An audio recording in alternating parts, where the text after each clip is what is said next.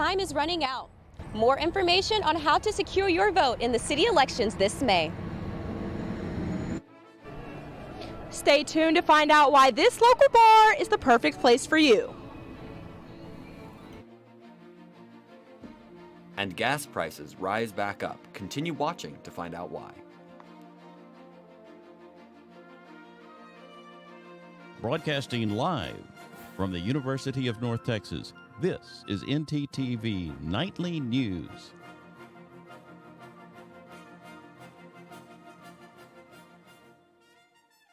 Good evening. Thank you for joining us on ntTV Nightly News. I'm Peter Rabel. And I'm Avery Callens. Once again, we start with severe weather. DFW has seen a busy past few weeks regarding dangerous weather, and unfortunately, there is more to come this week. With another powerful storm system forming, roughly 70 million people from Texas up to Michigan are under risk of severe weather and tornadoes Tuesday night into Wednesday morning. Arkansas, Oklahoma, and southern Missouri should especially keep an eye out for tornadoes throughout the overnight hours. Other states, including Iowa and northern Illinois, should be ready to take shelter as well. The question facing North Texas is when we can expect to see our next bout of heavy weather. You're looking at the local radar, and ntTV's Brooke Deering joins us now for more. Brooke? Thanks, guys. Well, we are seeing some severe weather later tonight. If we look at our radar right now, what we're seeing is some light to moderate rain making its way from the southwest and up into the Denton area. Now, it's going to start to develop and get a lot heavier and a lot severe in between 1 a.m. and 3 a.m. So because of that time period, we're going to be on the outskirts for most of it. Because we are on the outskirts, we're going to see a potential for tornadoes. We're going to go in from that tornado watch, and it's going to develop into those tornado warnings. So I would suggest staying up just a little bit later tonight, just so you can be prepared and aware of what's going on around you. Now, if we take a look at our current conditions, the temperature right now is at 78 degrees. It's been a very warm day today. It's felt like 82 degrees because of that humidity from that storm that's going to head in later tonight. Now, those winds have been pretty nice. It's been 17 miles per hour, but it is going to pick up as we head into tonight's conditions. The temperature is going to drop down to 55 degrees. It's going to be a little bit chilly, and those winds are going to pick up to 22 miles per hour. Now, if we head into tomorrow's conditions, the temperature is going to get back up into the high 60s. We're seeing the temperature at 68 degrees and the wind slowing down to 15 miles per hour. So it's going to still be a nice day to go out and get that summer preview we've all been looking for. But with all of this potential for thunderstorms later, you might hear some sirens. Let's go to our live reporter, Sebastian Nava, who is out there near one of our sirens here on campus. Sebastian, what can you tell us about what these sirens mean? Thanks, Brooke. With spring in full swing here in the North Texas area, the risk for severe storms is increasing.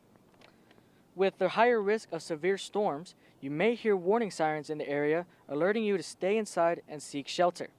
Here in Denton, the city owns and operates 22 sirens across the city. The sirens will begin to sound when the National Weather Service has issued a tornado watch or warning, if winds go over 70 miles an hour, or when hail grows to over 2 inches in diameter. Officials recommend NOAA weather radios and tuning in to your local newscast to stay up to date on the weather activity in your area. That's all I have from out here. Back to y'all in the studio. Thanks, Seb. New details tonight from the tragic school shooting in Nashville last week. 6 people died, including 3 9-year-old children. Yesterday, student protesters at the state capitol pushing for new gun restrictions. Today, Tennessee Governor Bill Lee announced his school safety plan. It adds more police officers in schools, requires doors to be locked, but does not address any gun control regulations. Police now say the shooter planned the attack for months and studied other mass shootings. In New York City, the historic surrender, arrest, and arraignment of former President Donald Trump is currently underway. Former President Donald Trump walking into his historic arraignment on more than 30 charges related to business fraud. Tuesday's legal proceedings relatively short, but its impact on American history seismic, unprecedented. Trump is now the first ever former or sitting president to be criminally charged. The charges center on a 2016 hush money payment to adult film star Stormy Daniels, facilitated by his then personal lawyer and fixer, Michael Cohen, who was convicted for his role in that payment and testified to the New York grand jury against his former boss. Michael Cohen did time for a crime that the federal prosecutors in Manhattan said Donald Trump directed him to do, and it was only for his benefit. And so Michael Cohen did the time. Now it's time for equal justice. Trump is already looking ahead towards a possible trial, posting Tuesday morning that it should be moved to Staten Island because Manhattan would be, quote, very unfair. Security around the New York City courthouse was ramped up ahead of Tuesday's arraignment, with overall peaceful crowds gathering both for and against Trump, including a brief appearance by one of his most vocal allies on the Hill. This is the former president of the United States of America, and the government has been weaponized against him. He is not above the law. He should not be above the law. The analysis of whether or not he is or is not a former president should be irrelevant.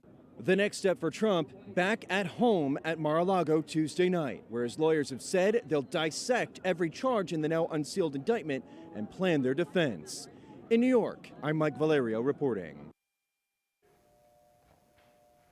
4 vendors have joined forces to sue Twitter for allegedly not paying tens of thousands of dollars in overdue bills. The lawsuit was filed today in Northern California and adds to the growing list of legal actions Twitter is facing since Elon Musk bought it last year.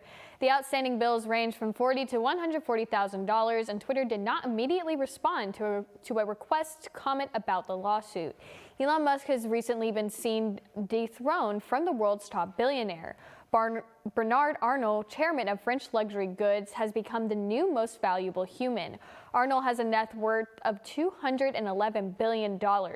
Forbes suggests Musk fell due to purchasing Twitter and Tesla losing value.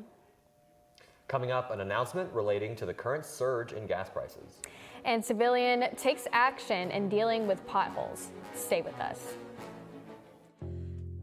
Did you know you have access to video equipment like DVDs, video games, and cameras? That's right, you do. Come on down to Chilton Library and fulfill your media dream. Located on the bottom floor next to the student sculpture. Hope to see you there soon. Hey girl, you know you look good. I like the way you move and groove. I'm not sure. Has the weight of stress and anxiety ever felt too heavy to overcome? Wish there was a safe place to confide in? Wish granted. At UNT, we offer counseling and testing services to students located on the 3rd floor of Chestnut Hall.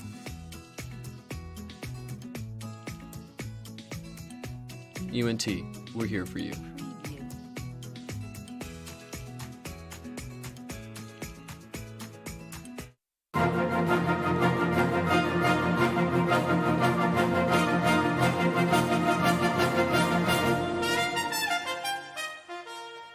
Money is at top of mind for all of us at one time or another. Tonight, a series of stories all having an impact on our wallet, our favorite foods, and how we get around town. Peter, what do you have for us?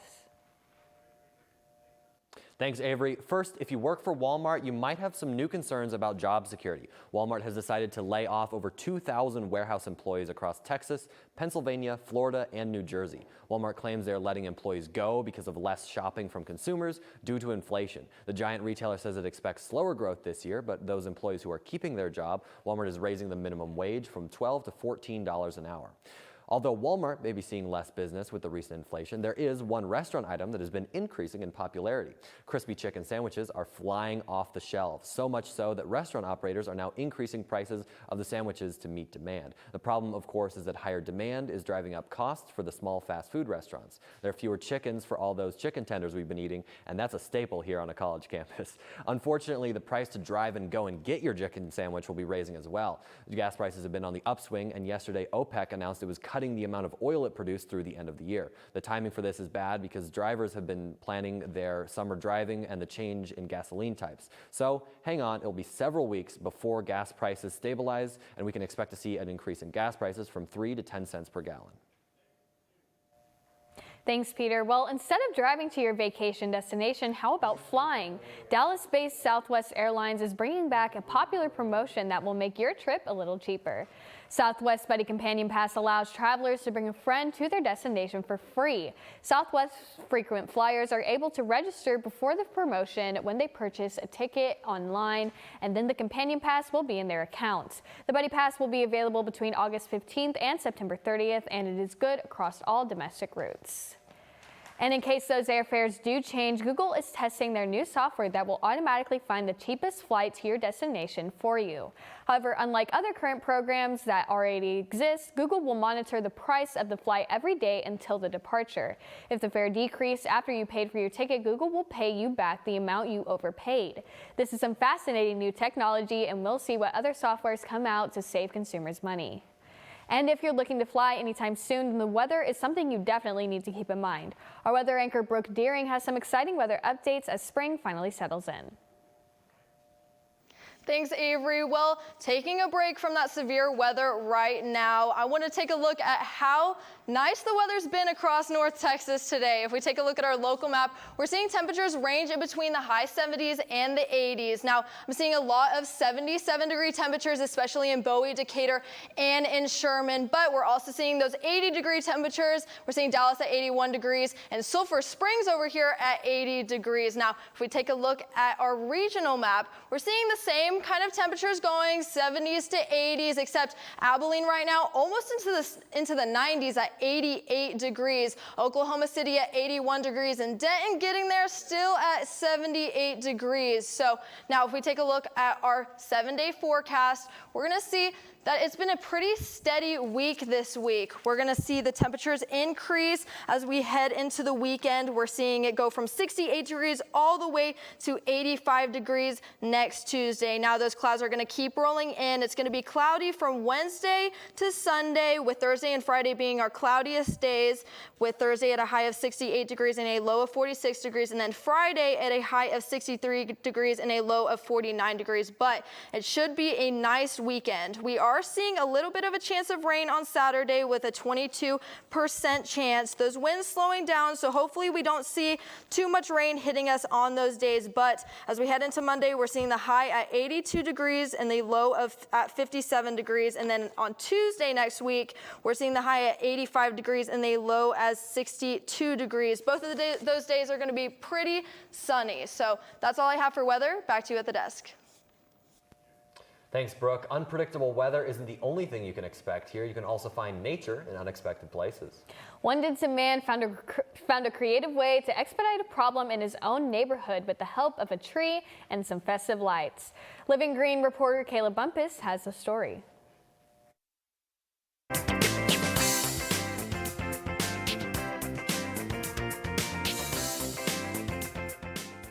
That's right. After a year of complaining to City Hall about a large pothole, this Virginian man decided to fill the hole himself with a unique and green solution that was very popular among his community. It was about a foot deep. It was maybe about that deep. I mean, if you hit it at a good speed, it would mess your car up. At the intersection of South 19th Avenue and Richmond Street in Hopewell. How bad was the pothole? I mean, it was big enough to plant a tree in it. And that's exactly what happened. When I was leaving to go back to work, I hit the hole. After more than a year of complaining about the pothole to City Hall, Josh Anderson was fed up. Backed up, filled the back of the truck with dirt, dumped it in there, stuck the plant in there. But before driving away, took a couple pictures and posted it on Hopewell's issues page. Within minutes, I thought it was cute, funny. The like button and views were adding up. What did you think when you saw the tree? I thought it was funny. It was funny. It was, I don't know, a bunch of people making light of it. It was fun. TikTok views soon topped 2 million, but the first tree didn't last long, removed by city workers. I come back home from work and the tree was gone. So I pulled up another tree and I planted another one, put some lights on it. And I thought it was Christmas in April. With the Christmas lights on there, it was really funny. After the second tree went up, as many times as I went and asked to get it done and nothing's been done about it, and as soon as I make a TikTok and put it on their webpage with a tree in it, within 24 hours they had a crew out here fixing it. 24 hours after the tiny trees were planted. I think it's a shame it took them a day to fix something that had been there for a long time. Many now seeing the success of planting a tree in a pothole. I think we might see more trees planted around Hopewell out in the streets. Even though the tree didn't end up staying in the middle of the road, I am glad that it resolved this issue for the community. Just like the tree, that story really brightened my day. I'm Kayla Bumpus, reminding you to stay green, Denton. Thanks, Kayla. Now, if you're looking for somewhere to have a nice drink and enjoy good music, our live shot reporter Madison Myers has the perfect place for you. Madison? That's right, Peter. Now, we all know Denton is known for its love of arts and music, but right in the middle of it all is Dan's Silverleaf Bar. Now, the bar is a hot spot for local musicians who can come out and perform, and is also known for having live music almost every night. Now, owner Dan Mojica says he opened the bar in 1995 after he realized fueling planes at the DFW airport just wasn't for him.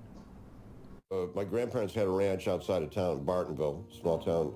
All my grandpa's cronies came to Denton. So as a young person, I'm talking about, going back to like 10, 11 years old, I'd constantly be coming to Denton, with him, just grandpa stuff, and always liked it, and I was living in Dallas with my first wife, and we had a young 2-year-old, and it was living in a really cool neighborhood in Dallas.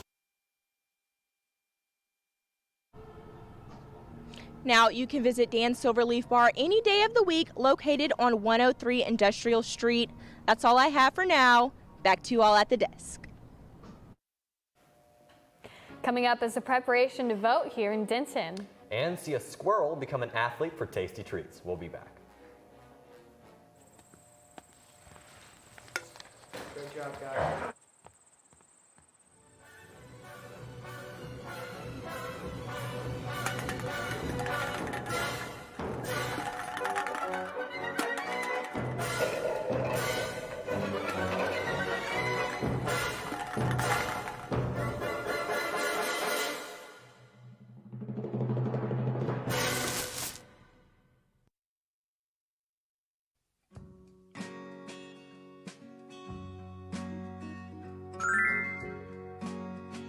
I'm here to rescue you.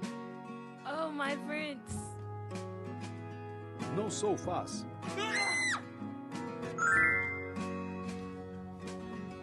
This story's going to be awesome.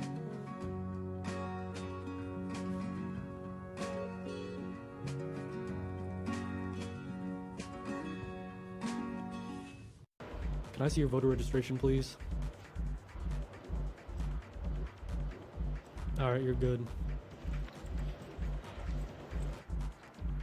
No registration, no entry.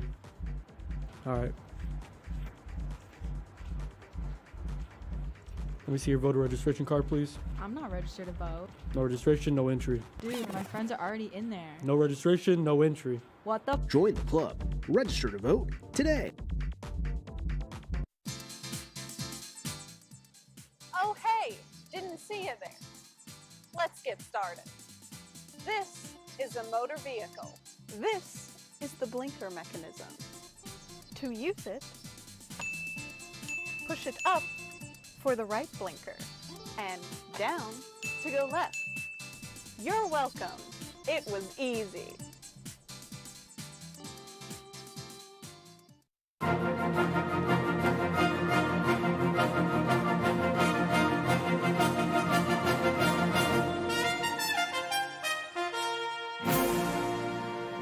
There's a lot happening during the spring season, including holidays, events, and elections.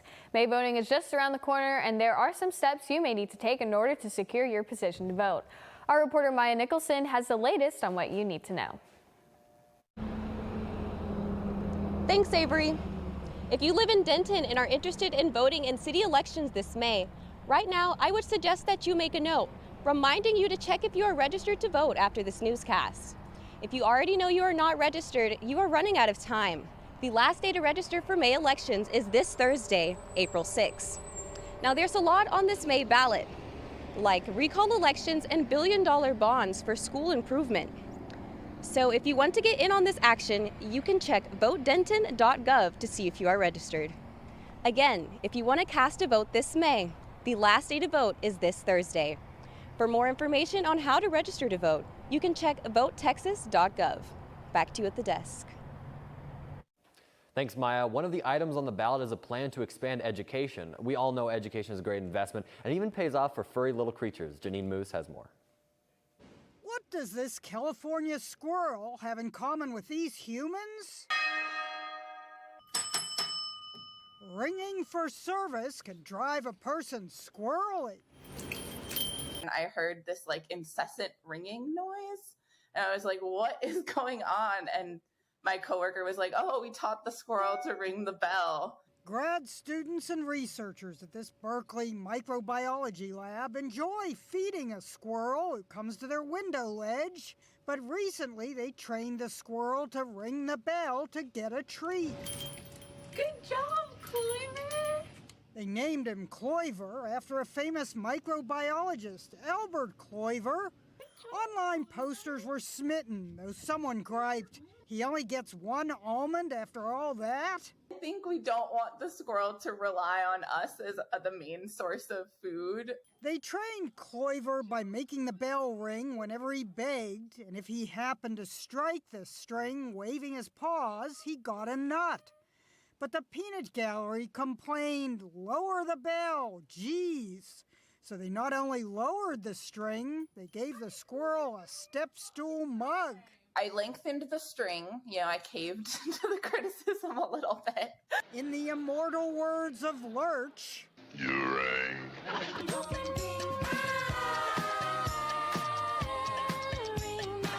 Now the lab rats are at the service of the squirrel. Ginny Mose, CNN, New York.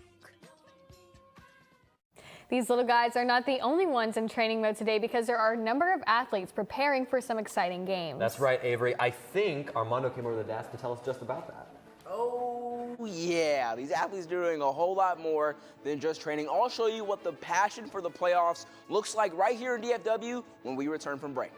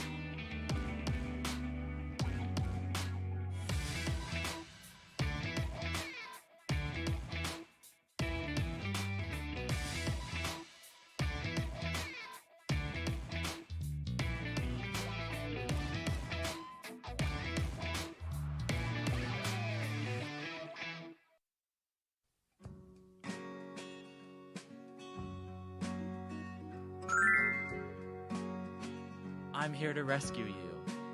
Oh, my prince. No so fast.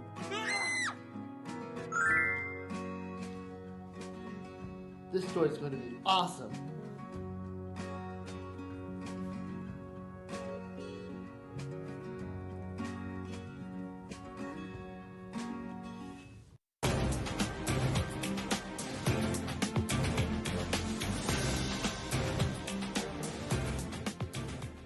In 2020, the NBA play-in tournament was created for the 7th through 10th seed teams to duke it out for the final 2 playoff spots in each conference, and 3 seasons later, the Mavs will be lucky if they can even squeeze into it.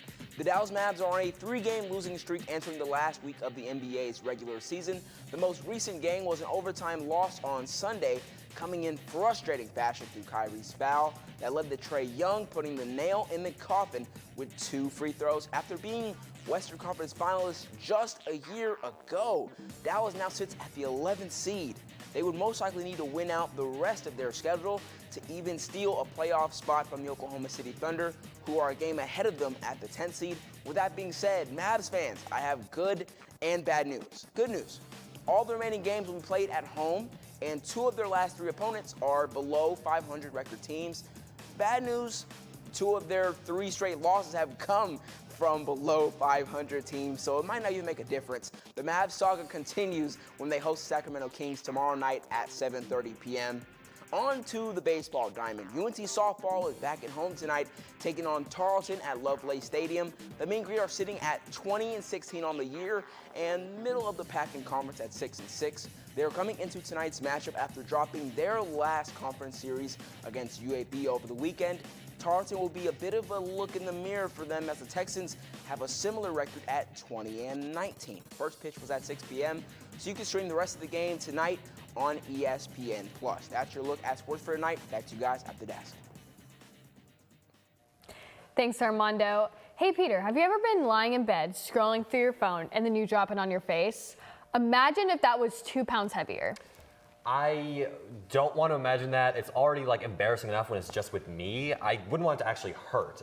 Luckily, they figured out how to make a cell phone that's a lot lighter than that first one.